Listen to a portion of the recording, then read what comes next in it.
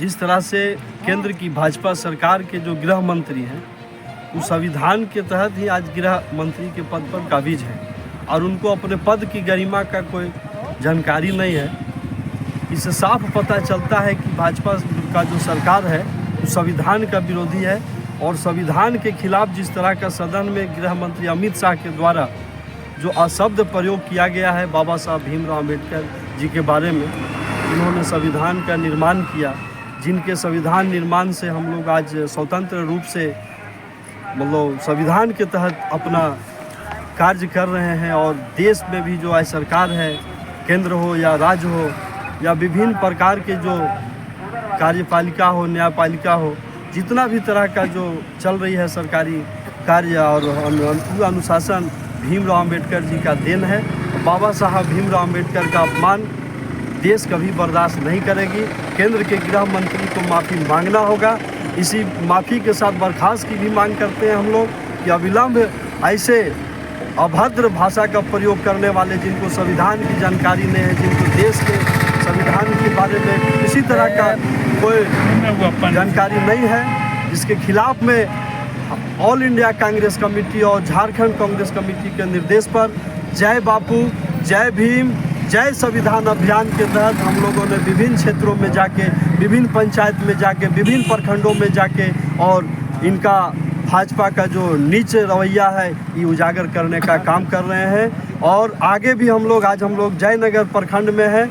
और यहाँ के हम दलित बस्ती में हम लोग उपस्थित हैं और अनेक विभिन्न सभी जाति समुदाय के लोग में उपस्थित होकर यह बात को उजागर और जागरूक करने का कार्य कर रहे हैं कि देखिए कि जब से केंद्र में सरकार भाजपा की आया है, लगातार संविधान के खिलाफ का कार्य कर रही है, हमारे बाबा साहब को अपमान कर रही है, जो हम लोग कभी बर्दाश्त नहीं करेंगे। और आप लोग से भी हम आग्रह करने आए हैं, यहाँ की जनता से आग्रह करने आए हैं कि आने वाला समय में इसका जवाब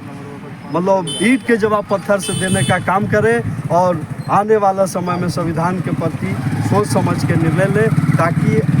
इंडिया गठबंधन की सरकार बने और ऐसे मतलब अभद्र भाषा का प्रयोग करने वाले, जिनको मालूम नहीं है संविधान क्या है, इन्हीं का एक सांसद विधानसभा के चुनाव काल का जो दिल्ली